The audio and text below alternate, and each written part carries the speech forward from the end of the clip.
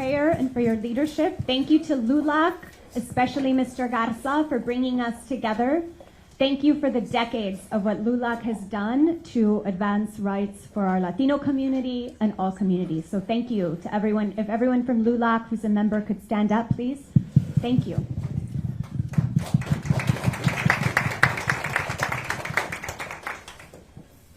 A special thank you to Commissioner Don Buckingham. We have become fast friends in the months since we both have taken office, and on behalf of all of Harris County and all of the 33 cities in Harris County, we are tremendously grateful for your leadership, your fairness, your openness, and just how we've been able to reset and just work together to get the job done. So thank you so very much. And Commissioner Buckingham kindly took a meeting in Austin, and then we had the wonderful fortune of doing grand entry at the rodeo together, where my 3 little daughters would not leave her alone, and the baby kept touching her jacket repeatedly. And so we have bonded on multiple occasions. But what I love is it's all about the work and serving the same people that we have the honor of serving and making sure we're getting the job done. So thank you so very much. We are tremendously honored to have everyone here in Harris County Precinct 4 at our Tracy G Community Center. So I'd like to take a moment to thank all of the Precinct 4 team members. If you could please raise your hand, and the many who are outside of this room. Harris County Precinct 4, we have 401 team members working all day, every day, serving you. Harris County Precinct 4 is the size of Rhode Island land-wise.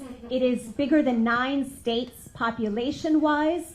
And unfortunately, as today we talk about hurricane preparedness, unfortunately, Precinct 4 was one of the areas most severely impacted by Hurricane Harvey and many of the subsequent and previous storms. We have Addicts and Barker in our area, and we know that those are 2 of the most dangerous dams in the nation. And so again, thank you so very much to the GLO, not only for the $750 million for CDBG MIT, but then an additional $322 million for the CDBG DR funds that we are putting hard to work. I know we have Scott, Mr. Elmer from Harris County Flood Control. Thank you, and Dr. Peterson for all the work that you do.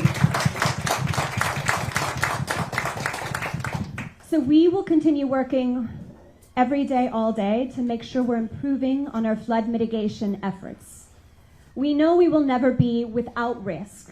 But what we can do is make sure that we are mitigating the efforts as much as possible and doing it in a way that preserves as much of our natural infrastructure as we can. So we are putting the taxpayers' money hard at work, and we are making progress. The progress is never fast enough, as I know we all want, but we are committed to making sure the work gets done.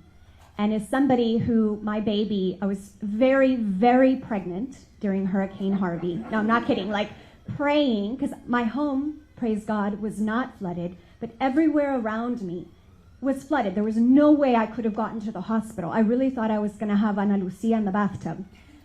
Thank the dear Lord, she stayed in until we could safely get to the hospital, but she is almost turning 6. And she, to me, is a growing, visible reminder of how much work we still have yet to get done. And all of us, every time it rains in this region, we all have a level of trauma. And so working together, we will keep mitigating that risk so that all of our families are safer and that we're doing everything we can to protect and preserve the environment to get as much benefit. With regard to hurricanes, know that 24-hour service in Precinct 4, each of you has this pamphlet. We are out regularly cleaning debris, cleaning ditches, helping your neighborhoods. If you have any concerns at any point, call. And then during a hurricane, there will also be 24/7 coverage. We have amazing high water vehicles, so we will be working closely with law enforcement and all the respective federal, state, local agencies to make sure our families stay safe. And I'll conclude with the following. This is what energizes me about government. It's easy to get dissuaded, it's easy to get discouraged and disillusioned. But when you have the state and local government working together in collaboration with the federal government, this is what government should do. It should work. It should work. And I am so honored to have the privilege of serving on Harris County Commissioner's Court with a dear friend, partner, colleague, mentor, Commissioner Garcia, who we will hear from next. So thank you, Commissioner Garcia, for being here. And thank you again, Commissioner Buckingham, for honoring us with your presence. Thank you. Let's give it up for Commissioner Briones. And Commissioner Buckingham, thank you for yet again visiting Harris County. I will tell you that I've been around for a bit, and I don't think we've had this many visits by a land commissioner. Right? Right? Let's give it up to Commissioner Buckingham. Thank you. But it means the world of difference because obviously we're known for our topography. If you leave the sprinkler system on too long, we will have to evacuate some folks, and that's not what we want to see done. So I'm simply here, first of all, to thank Commissioner Briones for her leadership.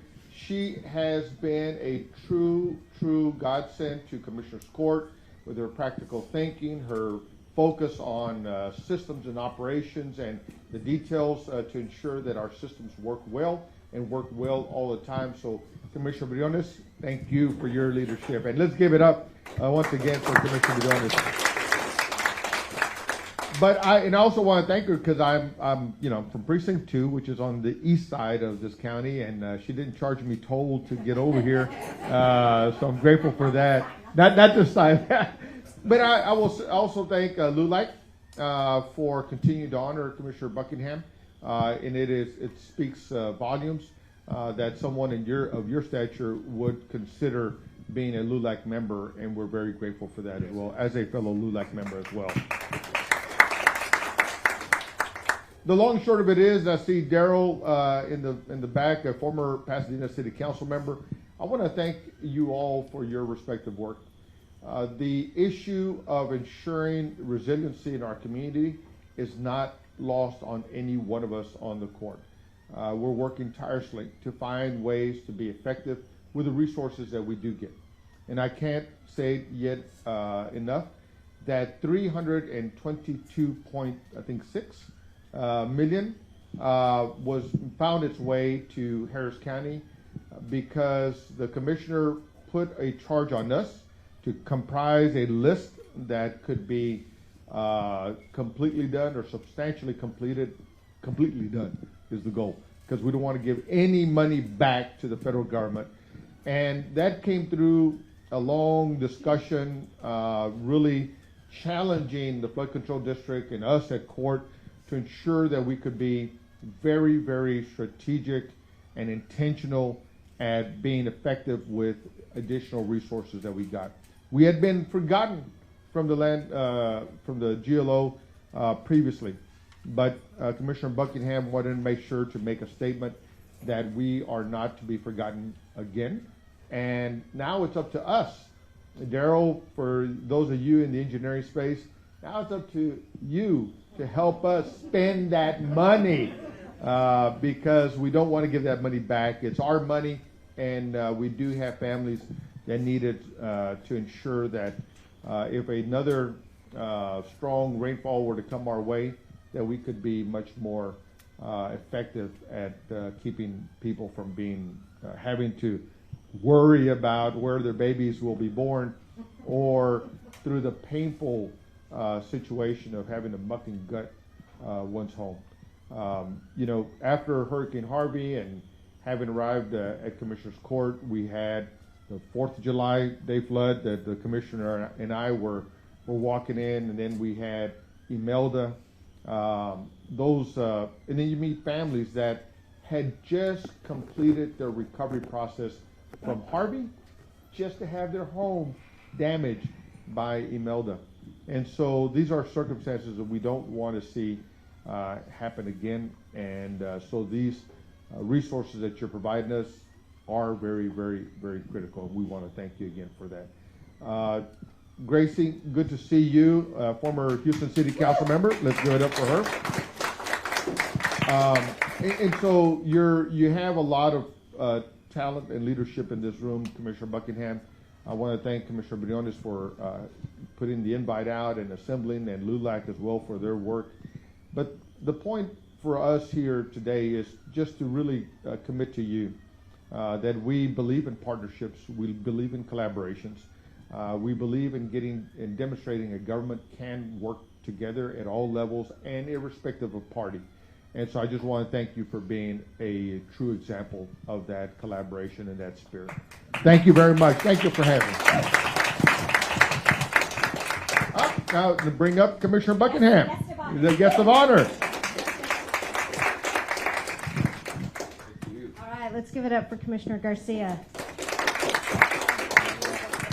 We gave him an hour. He went short. No, I'm just teasing. And I just want to take the opportunity to thank Commissioner Garcia, Commissioner Briones. I mean, it takes a team to be a team, right? You have to have people who will work with you. And so I was very clear on the fact when we took office that we had some real relational issues and some functional issues to fix, especially in Houston and Harris County. So I have actually been in Houston or Harris County, I would say almost every week since taking office.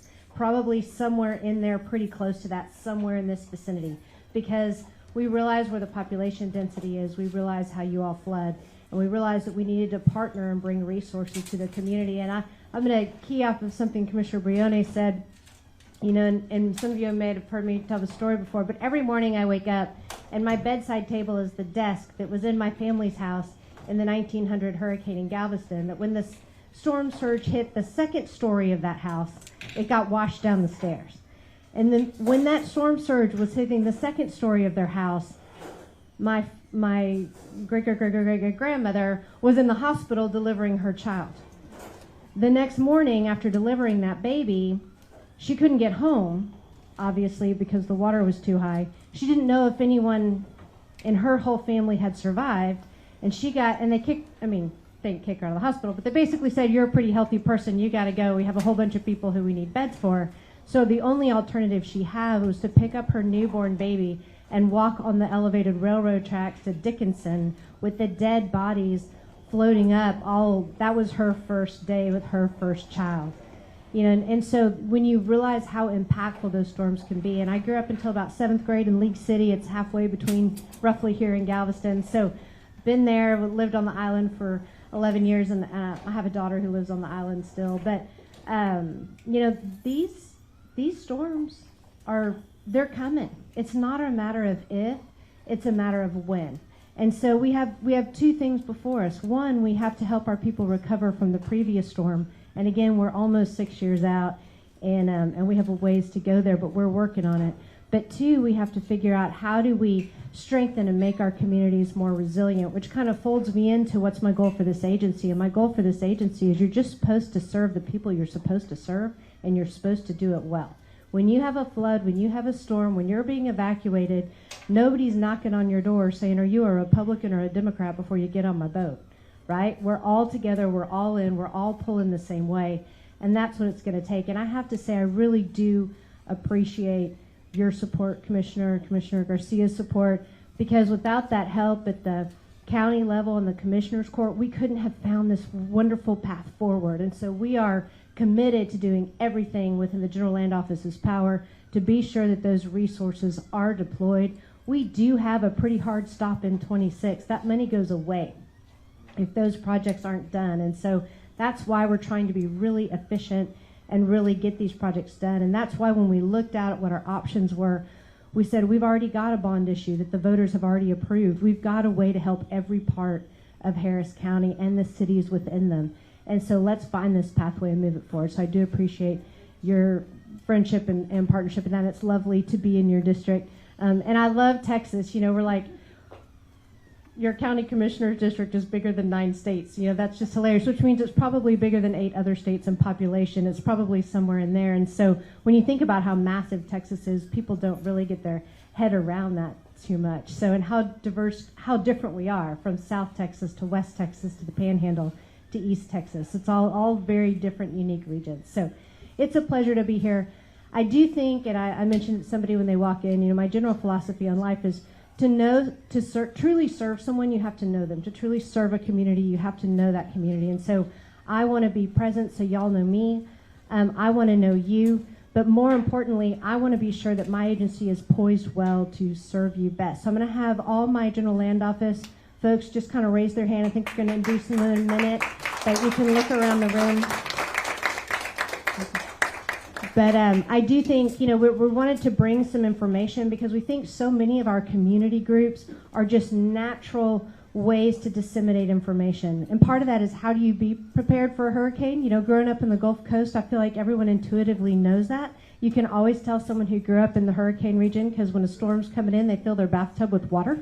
It's kind of a funny thing. But there's certain steps you can do that can help you. There's certain information our local officials need, so we can be keeping track of those numbers. And then we want to be sure that our historically underutilized business owners know how to interact with our agency. So when it does come time, we are looking out and sending out procurement inquiries, you know how to interact with our agency. So I brought a couple of my experts here today just to kind of help be getting that information out. We also brought you little presents. These are great waterproof bags for your important documents with some ideas about things you might not have thought about, coming into it. So we want to do everything we can to help you be ready. We have a new video coming out. We did it with a bunch of kids, trying to bring a little bit of joy and humor to something that is absolutely humorless, and what do you need to have in your go bag for hurricane season? We have a lot of kids that are pretty cute, so it'll make it a little better, a little less dry, but that'll be coming out kind of soon. But I'm going to kick it off to Brittany Eck, who is one of my CDR specialists, and thank y'all for coming today. Thank you. Hi, everyone. Today we're going to talk a little bit about hurricane preparedness, as well as what happens after the storm. And then my colleague Vonda over here will talk about historically underutilized businesses and how, if you do have a business that might be able to provide services, how you might be able to do that with the state following a storm. So first I want to talk a little bit about hurricane preparedness. There are 5 main ways to prepare for hurricanes. First, we want to talk about protecting your personal documents and special items. Commissioner actually mentioned the document dry bag that's in front of you. We have additional ones. Clarissa has more. If you have a special event with constituents where you might be able, or maybe you're going to have a neighborhood group, we can provide you with additional ones. In that document dry bag, we currently have a document about the GLO and about all the different missions that we have under it. We also have an evacuation advisory checklist. So information about how to evacuate, but also a checklist of items you might need to think about. So in that dry bag, you might look at what are the items, the insurance cards, your driver's license, your ID, things that you might want to take with you. Because as we all know, if it does start to flood and you have to get in one of the Cajun Navy's boats and get out of Dodge, you might need to be able to grab things very quickly. So if you have copies of those very important documents and you want to put them in that, even if you have to leave it, you're going to come back to your house and it'll be dry. You might also scan those and have those available in the cloud. Another item, because of the nature of having insurance, flood insurance, regular home insurance, you might want to take your phone and do a video of all of your entire house. So that way you can see the condition, all the items. So when they say, did you have that iPad? Is that iPad fictitious? Did you just add that? You can say, no, here it is. You can see it's right on this table. So get that video of all your special prize documents, how much things cost. Make sure you have that available so that if you do have to file an insurance claim afterwards, you have it all in one place. So the second thing is to build your disaster evacuation kit. This is going to vary by family. So if you have kids, you might want to think about what those kids are going to need on the road. What are you going to need to be able to keep them occupied when you're driving to a certain location? What about elderly family members? What about folks with special needs or medical conditions? Think about those items. Now, in that go bag with that evacuation checklist, it does mention some of those items, but the time to think about that is now, because you really don't want to have a storm in the Gulf and be stressed out and under stress and having to think about what to pack. So building your evacuation kit. You also want to buy flood insurance. Flood insurance doesn't kick in for 30 days. So you really need to make sure you have that before a storm, at least 30 days before a storm, because it won't take effect until that time. When you look at flood insurance, most homeowners insurance do not cover flooding. So 10 inches, and there's actually a great website that FEMA has that shows, based on the size of your home, approximately how much money it's going to cost if you have a certain number of inches of water in your house. In our example on the screen, we have 12 inches, and in a 2,500 square foot home, it looks like it's going to be about $72,000. Keep in mind, not covered by traditional homeowners insurance. So make sure you buy that flood insurance. You can also take a lot of steps to flood-proof your home. If you want to visit our website at recovery.texas.gov/preparedness, we have a lot of these tips available on our website, but there are a lot of different websites that have that. And I know that Harris County has some resources on their websites that are very specific to this area that might be very helpful. So maybe do some research and think about some of the items that you might need to do in your home to ensure it has less damage. You also want to develop a family evacuation plan. So you want to know the risk in your neighborhood first, and the FEMA flood portal does have those maps that we're always talking about. However, as we saw in Hurricane Harvey, areas can flood that are outside the 100-year and 500-year floodplain. So we want to make sure that we are aware of our risk and monitor that. You also want to develop that family evacuation plan. So along with your kit, where are you going to go? Do you have family, say, in San Antonio or Abilene? Do you want to go to a different state? How long is it going to take you? TxDOT has this wonderful page that has all the evacuation routes, but they also have drivetexas.org that has live conditions of what roads are like currently. So it might be that something is an evacuation route, but due to certain flooding, that has been blocked off. So you obviously don't want to get 20 miles down the road and realize that your evacuation route is not working. So you want to plan those evacuation routes, look at multiple different routes that you might need for your family. So you also want to take that go bag. Now, Commissioner did mention that we are coming out with a go bag video that talks about some of the main items that we have in our evacuation kit. But once again, think about those things, but also think about where you will go. So be able to grab that go bag and be able to go have a plan in place, have a communications plan with your family. So if you have grandparents or other family members in another town, let them know we plan on going to Abilene, we're going to stay with Aunt Ruth, and this is where we'll be in case something happens and you're unable to communicate. And then, yes, and communicate. And also, you might want to make sure that you know where those evacuation shelters are. Just because your family might have a place to go doesn't mean everyone does. So think about your neighbors. Think about the loved ones that you have in your community that if they're not able to come with you, where might they be able to go? And where might you go if you're unable to get out yourself? So after we prepare, and we do have a storm, and luckily with hurricanes, we do see them coming. So we know that we have X number of days out or, so many hours out. So what happens and what's going on behind the scenes? The initial emergency response, there's two different parts to hurricane, after a hurricane. You have the emergency response and you have the long-term disaster recovery. So the emergency response is primarily with the governor's office and with the Texas Department of Emergency Management, otherwise known as TDEM. When we look at when the storm is coming, they are preparing resources. They're moving those boats into position. They're moving maybe the U.S. Army Corps of Engineers, the Coast Guard are pre-positioning things. The governor's office is in charge, but TDEM is the primary. They are opening up the State Operations Center, or the SOC.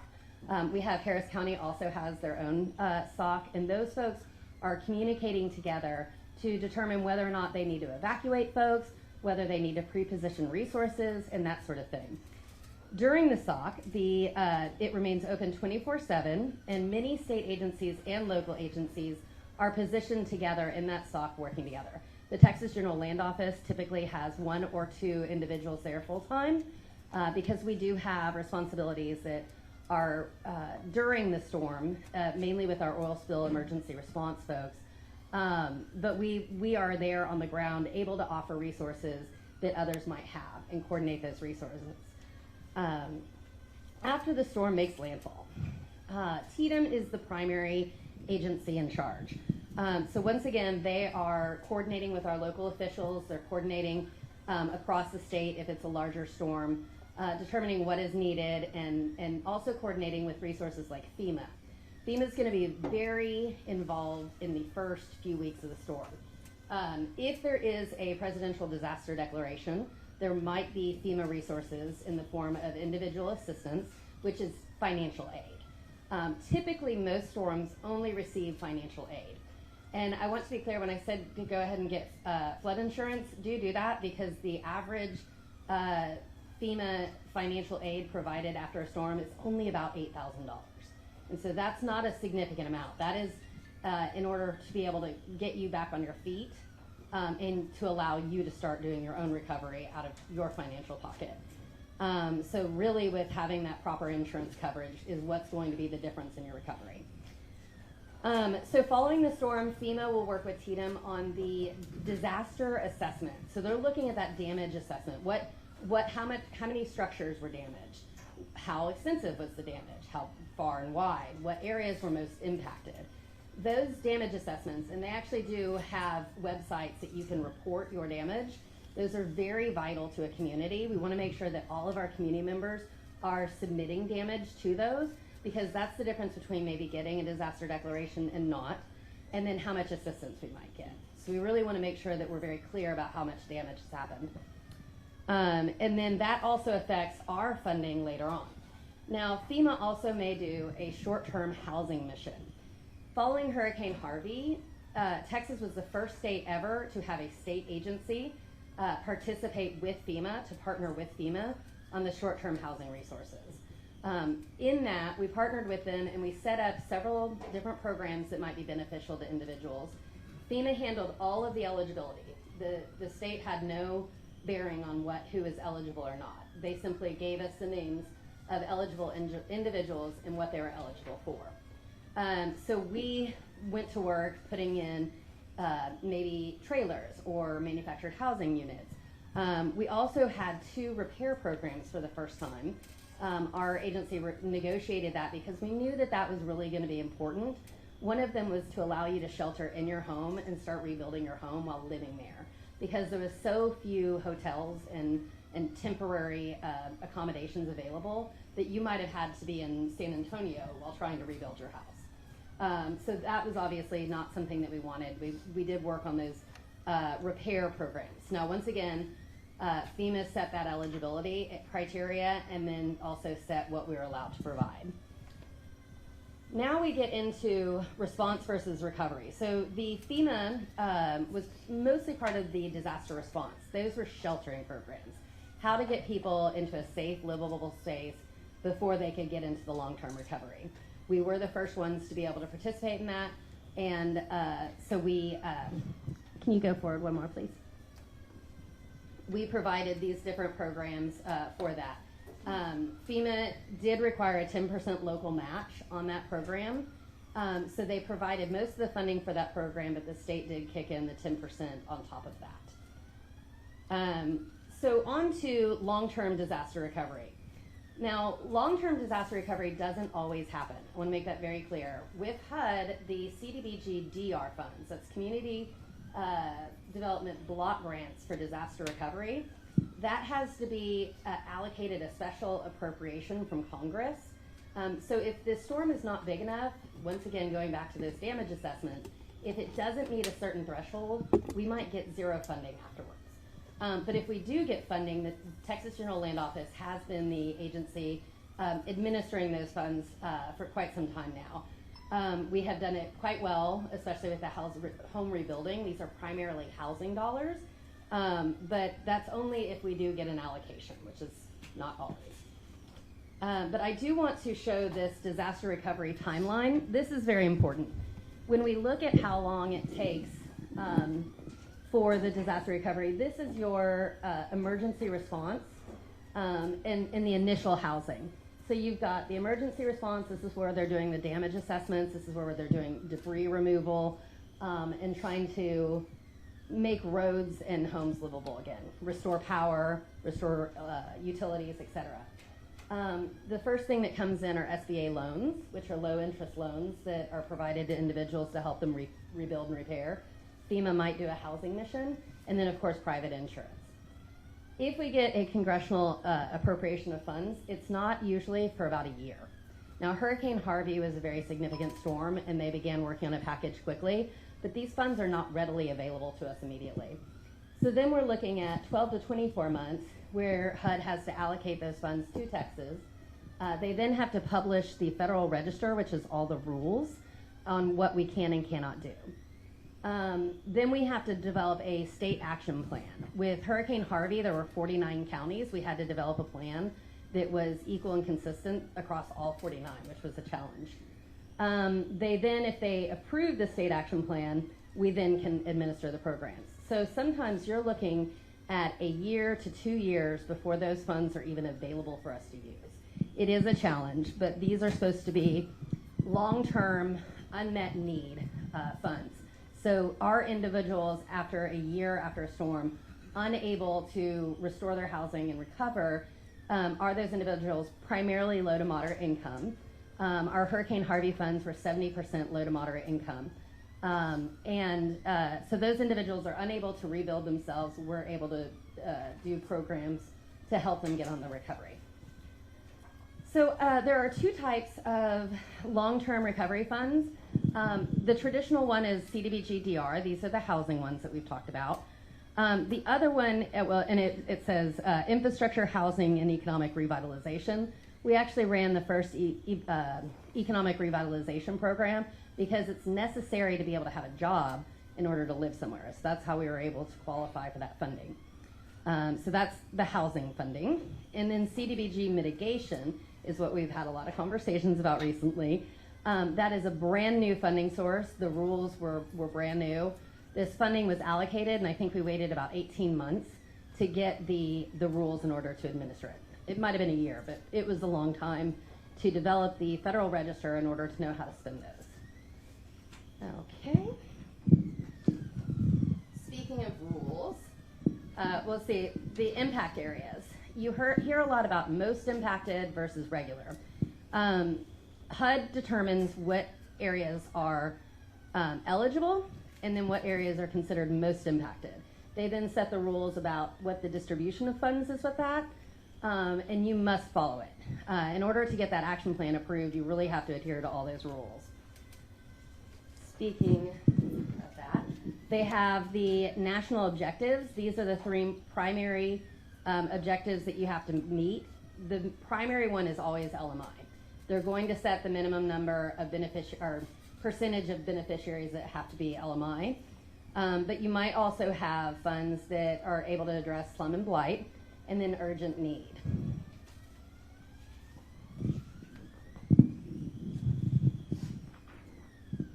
So once again, the use of funds. One thing I did want to bring up is this idea of duplication of benefits.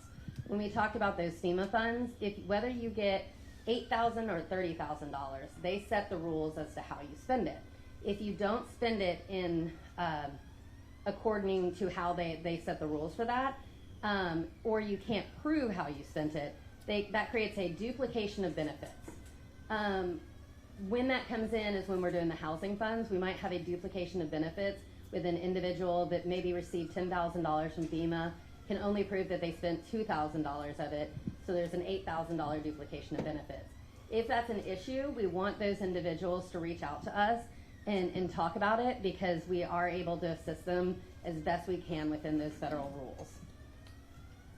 HUD also sets the eligible activities. You can see a list here. There are extensive rules that talk about what you can and cannot use these funds are, and HUD is the one that sets that. Does anyone have any questions? I know I went very fast through this, so I do have copies of these slides over here if you'd like them. And my name is Brittany Eck. If you'd like to see me afterwards, I'd be happy to answer any questions or give you my contact info.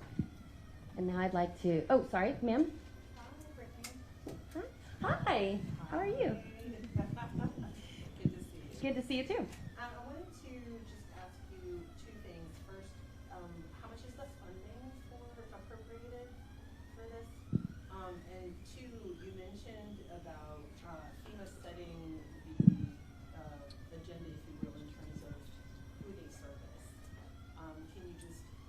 elaborate a little bit on. Absolutely. So let me answer the FEMA one first. Sure. We were the first state agency ever to be given the opportunity to partner with FEMA on that. It really was a great cooperation because we were out in the communities meeting with these individuals, and oftentimes those state elected officials or the local elected officials would hear of a problem and then bring it directly to us, and we were able to approach FEMA about certain issues. The number one thing with their application is if you fill it out incorrectly, you could be considered denied when perhaps you are eligible. The number one thing is they ask a question about, do you have insurance? What they mean is like flood insurance or insurance that cover, are you going to get money based out of the storm? If you answer yes, because I have health insurance or I have car insurance, I do have a form of insurance, but it's not the insurance they're talking about. Sometimes that application can trip people up. We unfortunately had no visibility into how that process worked. We simply were provided eligible individuals and were able to assist folks who have been deemed ineligible if we found out about it. So that was a good cooperation. We do still have a great relationship with FEMA, and we hope to have some form of a partnership with them, even if there is a storm or we are not given such a lead role. It was quite helpful to be able to have that chain of communication. Your other question was about, the funding sources. We have received over $14 billion in funding for various different storms. Keep in mind we've had Ike, Dolly, 2015 storms, 2016 storms, the wildfires, Harvey, 2018, 2019. There was a time it was 2015, 2016, 2017, 2018, 2019. We then received funds for Uri, which, gosh, y'all remind me, 2021, I believe. But that sometimes we get the rules and the funding really quickly, other times we don't. So we do have to do that action plan each time. Now with Hurricane Harvey, it was $5,676,000,000, I believe was the total allocation. That's on our website at recovery.texas.gov. All of our action plans and the amendments are there with the funding. But yes, it was about a little over $5.6 billion for Hurricane Harvey for 49 eligible counties. So we did have to do the damage assessment based on all those eligible counties. There were other counties that were affected, but not enough to qualify as eligible. So the most impacted is a HUD designation that says these are impacted above the other eligible. The state does not have any ability to add to that list. I've heard that. I've heard the Houston Chronicle say it, that we added counties. That's not factual. There's no way for the state to add counties. All of those counties are eligible, and HUD might deem some as more impacted, and then they'll also set rules as to this is the funding that must go towards these counties or this impacted, etc. So if you ever want to have a few hours to waste, look up a Federal Register. It's very tiny print, and it has all the rules, and we have individuals who've been trained to read all that fine print, but it is a lot. I do have one more question. Sure. So, we've been going through this for a while, right? And, formerly I was in Florida, so I'm very clear. And my folks were in Andrew when we moved from DC to. So I'm very clear about this process. But one of the things I find that's a deficit is the amount of resources that are around the city. Even if it pertains to travel, right? Opening up the highway so people can go in one direction, but you can't go in another direction. So how do you plan to, or how does your office plan to run that? So our office is actually not involved in that. So if you recall, when we talk about the emergency response, that's the governor's office and TDM are coordinating with TxDOT. They're also coordinating with the local leaders on that difference, and then those law enforcement. All of our first responders that are on the ground, those coordinate through TDM. We are not, and if you saw on the slide that we had the timeline, we're not until that later funding. So unfortunately, I don't know, unfortunately, but TDM would be the correct folks to coordinate with that if you've seen issues. And I know they've been very open to feedback. Excellent. Thank you so much. Good morning. Excuse my seat. My name is Walter Pendleton. First, my wife and I were selected to replace the Hubble telescope through NASA and the Texas A&M system. You see me with the Texas A&M cap on. On the back of my shirt is a picture of my great-grandfather, who was one of the first legislators after the Civil War. His pictures in the state capitol that legislated for review and Texas A&M into its existence. In all of that saying that, my people has been here since George Washington defeated the Cherry Republic Party before the 13 original colonies. My people migrated to the South, and they set up the first educational institution for African Americans. Doing that, when Texas A&M and Pearl Review were sent in separate but equal, Pearl Review, developed under that same auspices. And when they got there, the university had nowhere to bury its dead. So they came to my people, and my people allowed them to use our family cemetery, which is a state monument back there on our property. It floods a lot of times, and I know this cemetery falls up under the Texas General Land Office Commission. My grandmother, G.W. White's daughter, is buried. Her grave is up under the street at Pearl Review A&M University. It's been there since 1921, since the university started using it. Before I leave this place, I promised my father that I would try to rectify that. Rice University, which I'm a part of Rice University, and Texas A&M University, went in and did aerial shots, and you can see the burial plot up under the street. It horrifies me sometimes to just think about it. I have pictures of the aerial shots where you can see the graves up under the street. I would just like to talk with someone who could sit down possibly with me. And Mr. Garcia, who invited us here, he's partnered with me in this process, which I am a board member of the Greater Houston Coalition of Justice. And they are going to assist me in trying to rectify and getting my grandmother excavated from under the street and placed in a proper gravesite. We own the cemetery, and somehow a street was placed over her gravesite. And I just need someone to partner with me in that process as we get ready to go before the Texas A&M system and ask them to show some contrition, which I think they're trying to resolve something. But I do know that this falls up under the criteria of the Texas General Land Office. And I would be very pleased if I could talk with someone after this. And I know it's a lot for me to just ask questions now, but I gave a brief identification of what I need. And if someone from the office would please get in contact with me, either Mr. Garza, he can get in contact with me, that we can try to get this thing taken care of while I'm yet on this side of Absolutely. If you will look right here, this gentleman that's helping me out, Santiago, he and Clarissa are here in Houston for our agency and can help meet with you and see if there's any resources we can use that might benefit you. So Clarissa's back here. She's here in Houston, and Santiago, and they have other individuals that are here to help.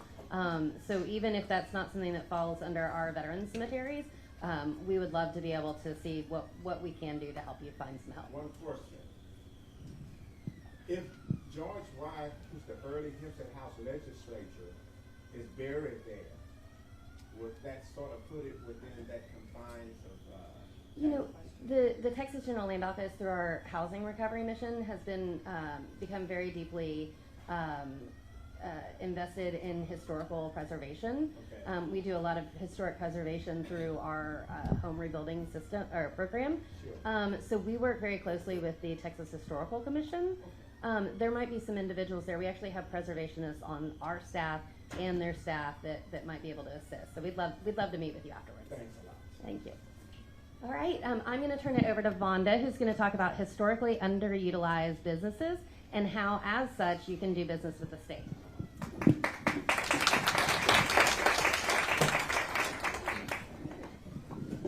Good morning, everyone. My name is Vonda White. I am the Director of Disaster Recovery Procurement as well as the HUB program for the General Land Office. So today I just want to give you all just a little information about the Historically Underutilized Business Program, about HUB certification, and how HUBs are utilized in the various stages of state procurement. So first, let's talk a little bit about HUB certification and what the qualifications are to become a Texas certified HUB. You must be a U.S. citizen. You must be a resident of Texas for at least 1 year from the time you submit your HUB application, your certification application. You must be a Texas resident for at least 1 year. And you must maintain control and participate in the day-to-day operations of the business. An applicant's business must be at least 51% owned by one of the categories bulleted in the bulleted list here. Asian Pacific American, Black American, Hispanic American, Native American, woman, or a service-disabled veteran. If you do not fall in one of these categories, then your business cannot be HUB certified. Your business must be primarily based in Texas. You can have offices around the state, but your headquarters needs to be in Texas. If you have regional offices or offices in other states, that's fine, but your headquarters must be based in Texas. And you must meet the size standards set out by the Small Business Administration. And depending on the type of business you have, that standard will be different. It's not a across-the-board standard. And that standard is based on how many employees you have and how much gross revenue your business takes in every year. It's based on how much money you make. You must be considered a small business by those standards in order to be HUB certified. A little bit more about certification. It is 100% free. The certification process is online through the Comptroller's Office portal. The whole application process is online. The documents they ask you to submit are 100% online. It's a 4-year certification. Once you get approved, your certification is good for 4 years. And you are automatically put in the HUB directory. This directory is very important. I'm going to talk to you about that a little bit more here shortly. But it is free. You get a free profile in the state HUB directory once you're certified. You also get free recertification. So 4 months before your certification ends, the Comptroller's Office will reach out to you to start the recertification process, and that is also 100% free. So HUB certification does not cost you anything but time. Okay, now I want to talk to you about the centralized master's bidders list. And I want to bring this up because a lot of people confuse HUB certification with the centralized master's bidders list. And these are two very separate things. You can be HUB certified, but not be on the centralized master's bidders list, and vice versa.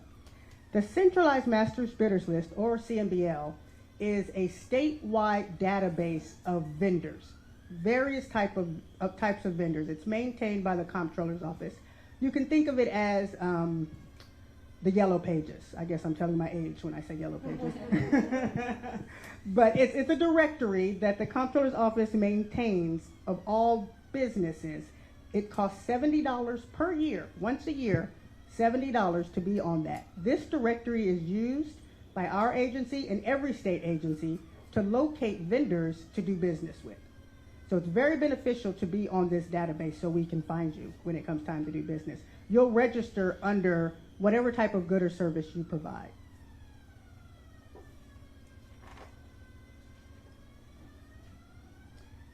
So now I want to talk about how HUBs are utilized in the various levels of state purchasing and contracting. Let's start by talking about spot purchases. Spot purchases are the lowest dollar amount of purchases that are used. They're for purchases of goods or services that are valued at $10,000 or less. That's called a spot purchase. And the reason it's called a spot purchase is because essentially purchases can be made on the spot. We don't have to bid them out. So if we need a good or a service that's $10,000 or less, that's called a spot purchase that could be made very quickly. But the one catch to that is we must first see if that purchase can be made through a set-aside contract. That is a list of contracts that the Comptroller's Office maintains of goods or services that several state agencies use often. If there's a specific, I'll use printing services, for example. All agencies use printing services. So the Comptroller's Office has already set aside a group of contractors to provide printing services. We have to try to use them first, and if we can't, then we can go out and contract with anyone without getting bids. The CMBL is what we use to locate vendors to do these spot purchases. So again, if you are not on the CMBL, we will not be able to find you, because although we don't have to solicit bids, we do go to the CMBL, look up plumbing, look up electricians, look up landscaping, whatever the case may be, to find vendors to provide those services for them. That's why it's very important for you to be registered on the CMBL. We may use non-CMBL vendors if we know of them, but 9.5 times out of 10, we're going to find who we need on the CMBL. Also, we are prohibited from dividing purchases in order to make it a spot purchase, and that comes up quite often. If we have something that needs to be done and it costs $20,000, we can't divide it into two $10,000 purchases and give it to two different vendors to avoid the bidding process. Okay, now let's talk about informal bidding. This is the next level of procurement over $10,000. This covers purchases of goods and services from $10,001 up to $25,000. We have to bid these out. Our state requires us to get a minimum of 3 bids for informal bidding. 2 of those bids have to be from a Texas certified hub. So we'll get 2 bids from a hub, 1 bid from a non-hub. That's the requirement. If you are not a Texas certified hub, we're not going to be able to get bids from you. If you are not on the CMBL, we're not going to be able to get bids from you. So you will miss out on, and this requirement applies to every agency in the state of Texas. So we must use vendors that are on the CMBL. And this is what I mentioned earlier about the difference between hub certification and being on the CMBL. You can be a Texas certified hub and not be on the CMBL. There's 2 different things that you need to do. In order to receive a bid opportunity for an informal bid, you have to be on the CMBL, whether you are hub certified or not. We are only allowed to get bids from vendors on the CMBL for informal bidding. Bids can be received in any way. It's called informal because you can fax it to us, you can email it to us, we can pick up the phone and say, hey, can you bring me a bid?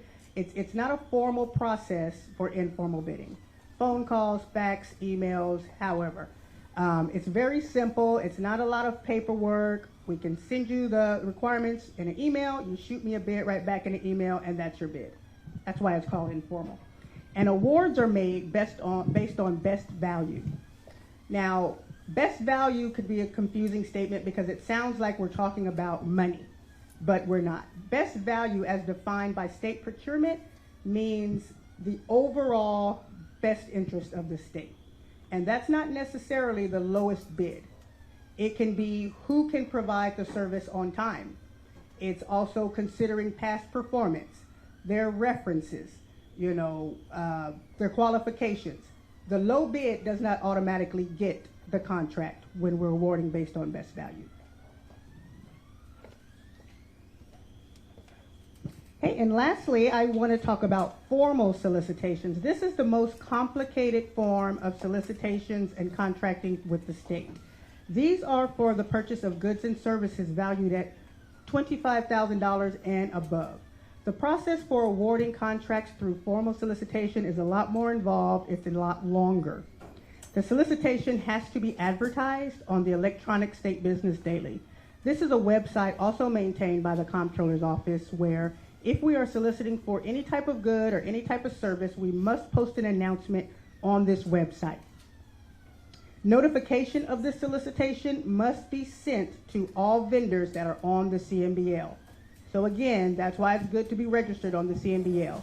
You will get an email directly from the agency saying, we have a bid opportunity for this good or service.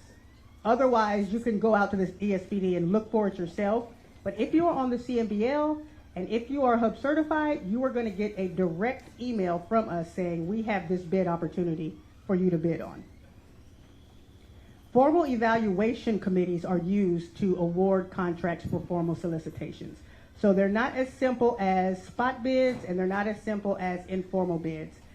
Whereas there's going to be a committee of people made up of subject matter experts within the agency who are going to look at every single proposal and evaluate it to determine who gets the contract award.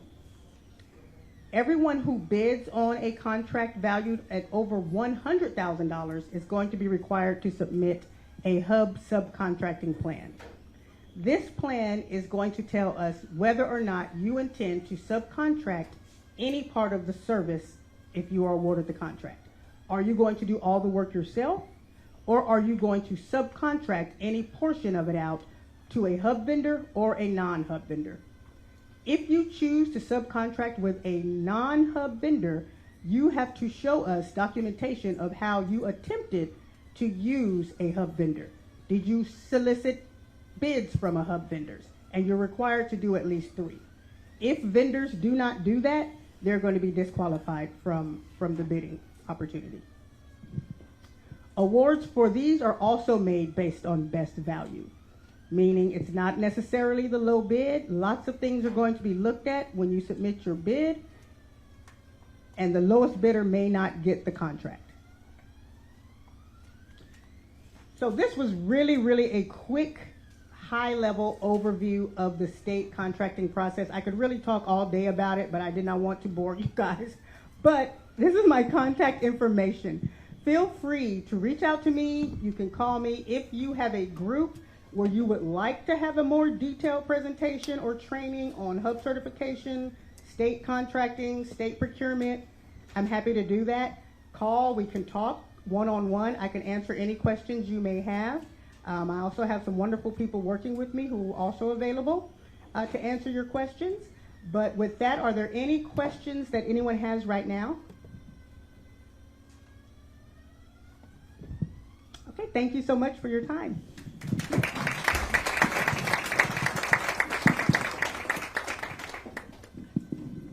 When Commissioner Buckingham asked us to look into the possibility of her joining NULA, of course we received it with her with open arms. On that day, our district director, Marta Diaz, pinned her with an official NULA pin. When that pin is worn, you become one of the warriors that are willing to stand behind the emblem to say, when there's an injustice anywhere, there's an injustice everywhere. We have to create an environment where our families, especially those that are struggling, can grow like they want to grow, can be economically prosperous, can provide for their children. Those children can get that vital education they need to do whatever it is they want to do. Thank you for bringing me into LULAC.